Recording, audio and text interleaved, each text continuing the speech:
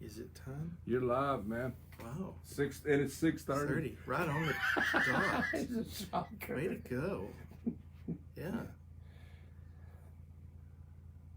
So, is anyone there? If you're there, would you text Todd and let him know that we're doing okay, that this is coming out and across in good fashion? We'd appreciate that. But to everyone, I want to say welcome. Glad that you're here. And we're having to adjust how we are presenting tonight, and we'll only be able to do our study tonight, and we're having to use a different location.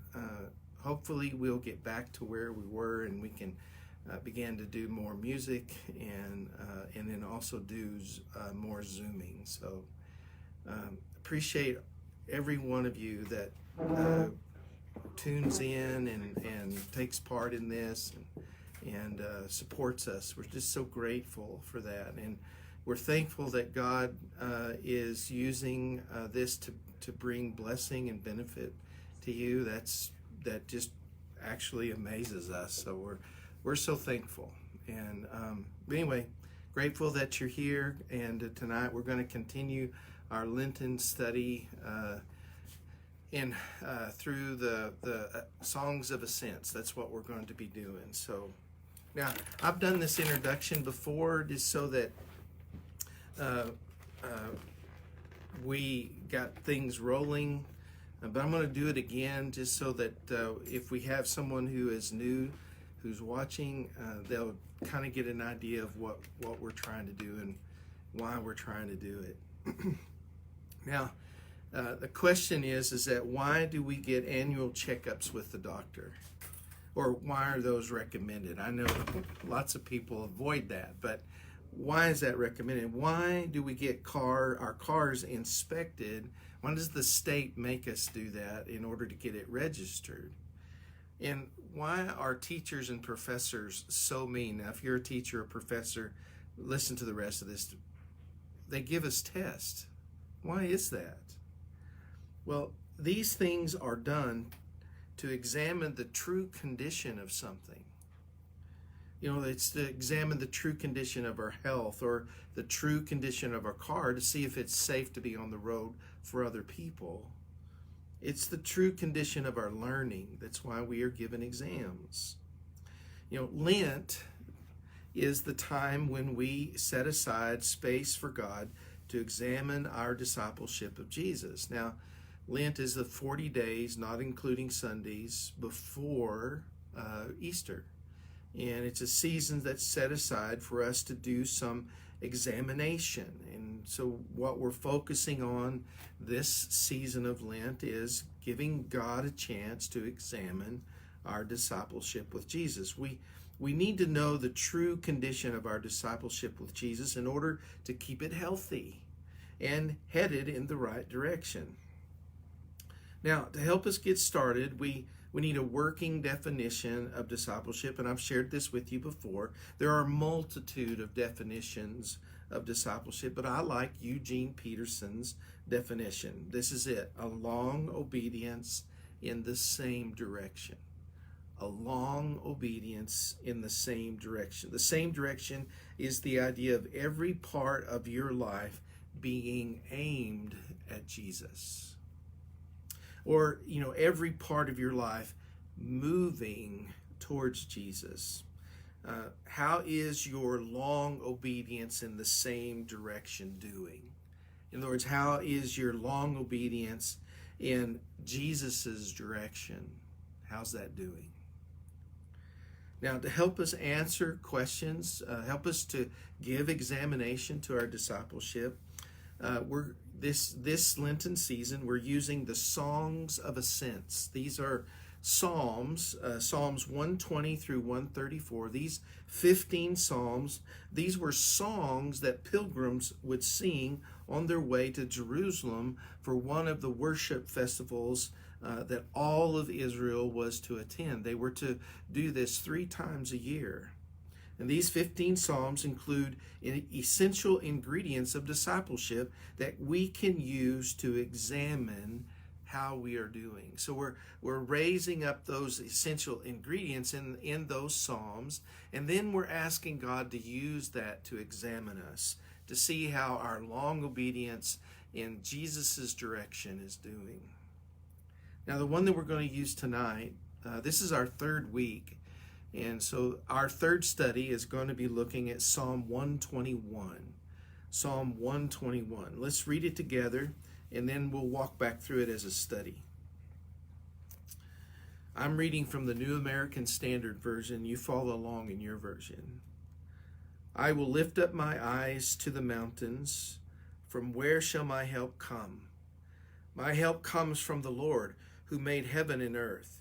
He will not allow your foot to slip. He who keeps you will not slumber. Behold, he who keeps Israel will neither slumber nor sleep. The Lord is your keeper. The Lord is your shade on your right hand. The sun will not smite you by day, nor the moon by night. The Lord will protect you from all evil and will keep your soul. The Lord will guard your going out and your coming in from this time forth and forevermore. Now, I want you to notice the question in verse 1. The question is, from where shall my help come?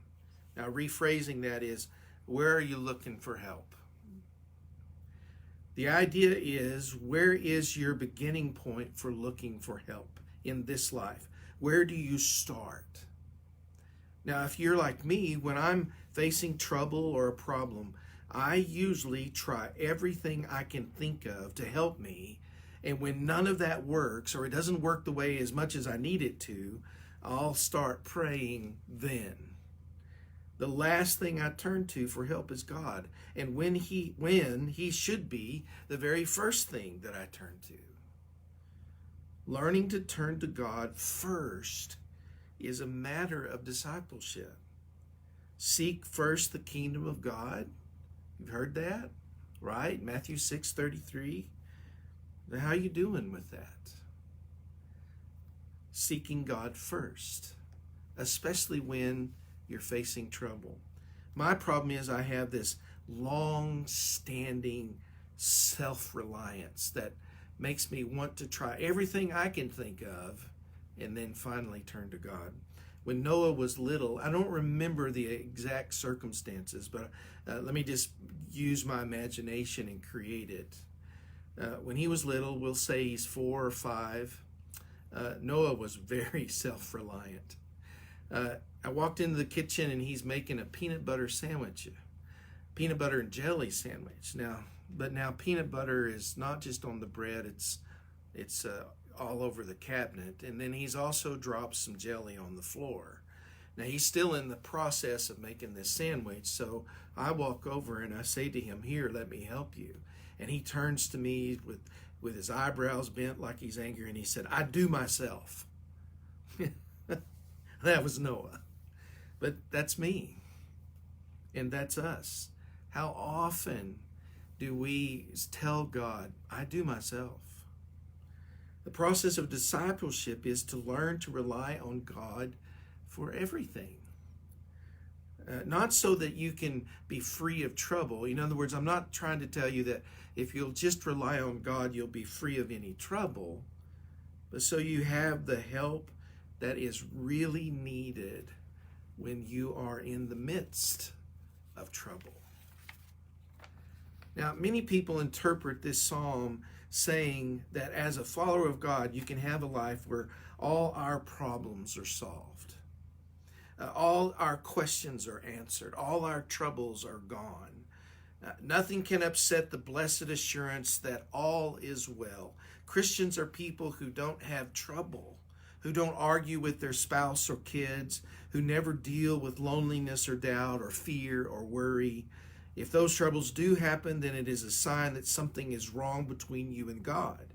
We have consciously or unconsciously disobeyed, or we have crossed the line of his patience, or just simply haven't been devoted enough. Now, beloved, if you believe that Christians are promised a life that's free of trouble, I have good news for you. You're wrong. First of all, to believe this is to be set up for great disappointment. You will struggle with disappointment in yourself. You will struggle with disappointment in God and who He really is. And you'll really struggle with the real Christian life. That will disappoint you. Now, second of all, you'll be striving for something that is just simply not real. It's a fairy tale. A life without trouble in this world is make-believe.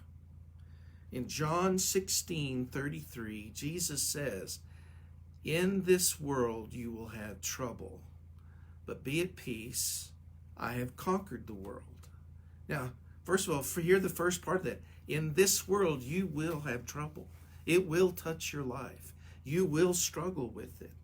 But be at peace because He has conquered the world. And all that means is that the world can't win. No matter what the trouble that it brings you to, it cannot win. Now, in our verses in this psalm, where it says, "I will lift up my eyes to the mountains, from where shall my help come? My help comes from the Lord who made heaven and earth." Now, why is He looking to the mountains? Well, either He's looking to the mountains because He thinks that's where the help is, that help is there, or He's looking to the mountains because He sees a lot of trouble there. Now, I think it's more likely number two, that there's more trouble there. Mountains in that day and time were dangerous places. You know, wild animals lived in mountains. Have you ever heard of a mountain lion? Okay. Robbers would plant themselves at mountain passes, waiting for pilgrims to come by, and they would rob them. And then idols were built on mountains. The high places is where you'll read in the Bible. Palestine was overrun with real popular pagan worship, which mostly was practiced on hilltops and mountaintops. Shrines were built on top of mountains, and people were lured there to engage in worship practices, so that, they were lured there to enhance the chance of goodness coming their way or to seek protection from some kind of evil. Drug concoctions, orgies, magic spells, amulets, enchantments, these were all part of those practices. From where does my help come? From Baal. That was the practice of child sacrifice when it was on hilltops. From Ashereth, that was the practice of a fertility religion, and it was done on hilltops. From the sun god, from the moon god, where does your help come? No. Help is not found in those things. But how much, beloved, think about it for a moment, how much do we look to highly recommended solutions from the world for our troubles? And we look at those, we go after those highly recommended solutions instead of God. Marriage, right, will solve all your problems. Or the right job or career, that will take care of you. Being the king of the mountain is something that's going to be good for you. It will get you highly admired, and that's what you want in the first place, right? If I can just get the right things, the right house, the right clothes, the right friends, and then you fill in the blank, that will take care of me. No. This is what the psalm is saying. Help comes from Yahweh. Notice in your Bible, the word Lord is all capitalized letters. And that is used to indicate the covenant name of God, the personal relationship name of God. And in this psalm, it is used 5 times. Help comes from the personal, relational God who made the mountains. And this is made of heaven and earth. That includes the mountains. Mountains equal all those other things I look to for help besides Him. Help. Now, what is that? What are we talking about when we say, my help comes from Yahweh? Now, I thought, it's God doing things for me. That's helpful. It's things I can't do myself, or things that I really don't want to do myself. And my idea included this, that I was directing the help. I was deciding what kind of help God needed to be giving me. Okay, God, take out the trash and clean the bathrooms. That will really help. That's not this word. The root that this word comes from means to surround in order to protect. This is not something that I do or that I direct. This isn't helping trouble, stay completely away. This is helping in the midst of real trouble, of being touched by real trouble, to be surrounded in order to protect. It's trouble that requires protection. So in the midst of real trouble, I make a personal declaration. Notice, my help. That's a personal declaration. My help comes from Yahweh. Now, what does this help look like? Well, in the psalm, if you'll notice, the word keep, or it's sometimes that Hebrew word is translated protect, but the word keep is used 6 times in these 8 verses. This word keep comes from the root word for thorn. Out in the wild, shepherds would take thorn bushes and make sheepfolds around their herd to protect the sheep. This kept the sheep where they needed to be, and it helped protect them from predators. So keep is the idea that this is something that is used throughout this psalm.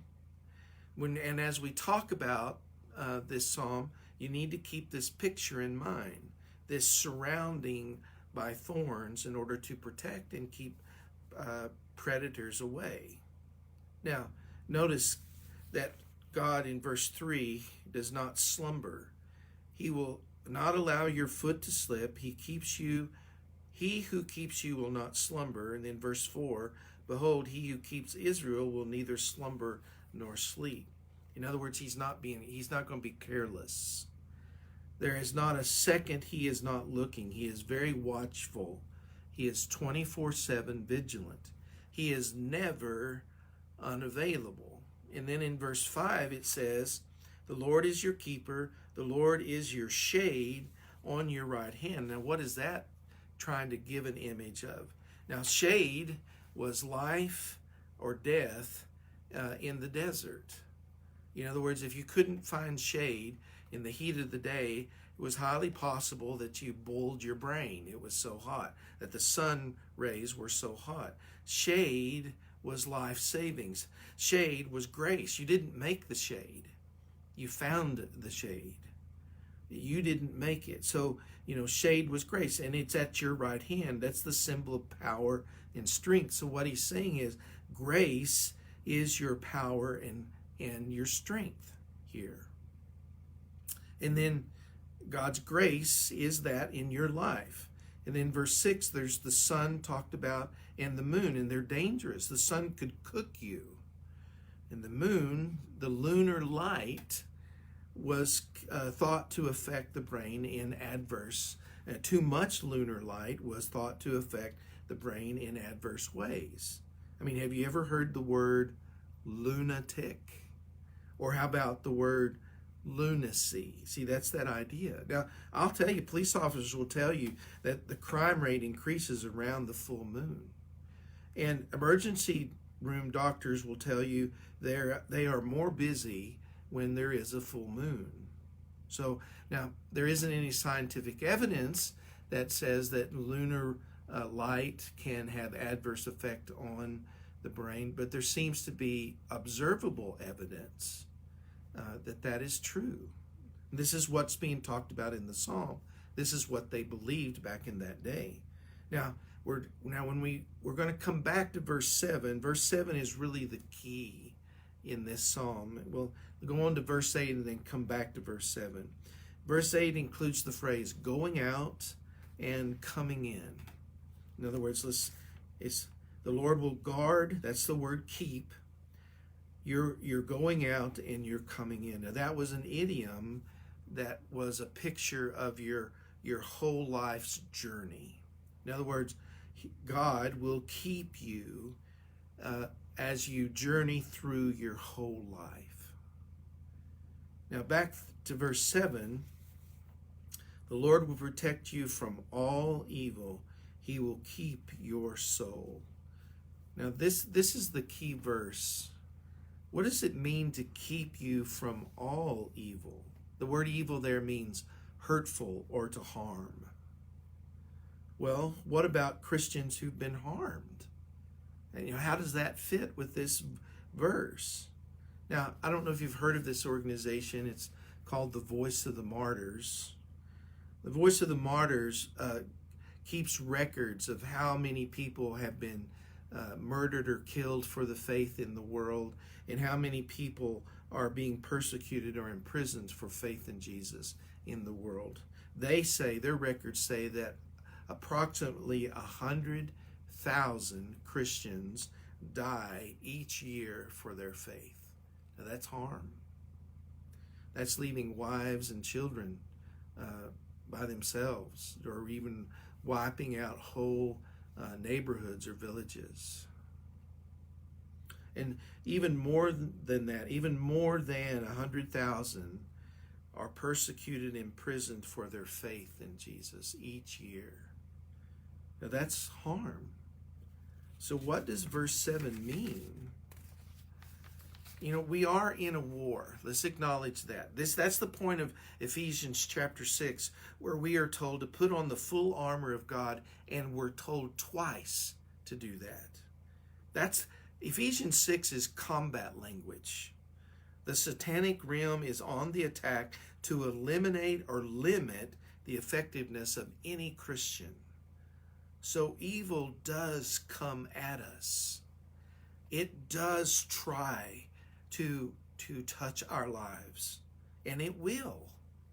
All kinds of evil will come at us, but evil can never have us. We may struggle with the effects of evil that has been directed at us, but it can never completely take us, because God never fails to keep us. We are in his keeping. No matter the scars from evil, no matter the wounds from evil, no matter the painful injuries that we get from evil, nothing can rip us out of his keeping. Nothing. He keeps you and me from all evil. And also notice the second part of verse 7. He keeps what? He keeps us from all evil. He will keep your soul. There may be lots of physical injury in this life. There may even be emotional and mental injury, but the real you, the true you, is kept by the one who cares for you, who keeps you. The real you, the true you, the you is cared for comprehensively by God, by Yahweh, by a personal, relational God. You guys, y'all have heard me tell stories about Diana, and I always feel like I'm risking you guys getting tired of me talking about this. But Diana's cancer was horrific, and the kind of pain and suffering she went through, even her doctors were astounded. But you know what? As that process took place, as the cancer began to take more and more of her life, she herself was never touched. In fact, Diana became a greater and greater witness and instrument of his love as the cancer progressed. I can tell you lots of stories where a new doctor would be brought in to help evaluate her. This really actually happened. A new doctor was brought in to evaluate her situation. We actually had to take her to his clinic. And he met with her for about 15 minutes. And then the meeting was over, and he subscribed some things, and then we loaded her back in the car and then took her back to where she needed to be. And a couple hours later, I get a call from this doctor's head nurse. And she says to me, Scott, what happened in that room? And I just related to her what the conversation was. And I said, why are you asking? And she said, because after he met with you and Diana, he called all the staff to a meeting. And he said to the whole staff, he said, I want to ask for your forgiveness for not being the man that I should be with y'all. And from this point on, he said, I can't tell you exactly what happened with that patient, but something changed. And from this point on, I'm going to be a better boss. And then he turned to the head nurse and he said, would you get my wife on the phone? I need to talk to her. I'm telling you, beloved, it was as the cancer progressed, as the evil touched her life, her physical life more and more, she was not touched.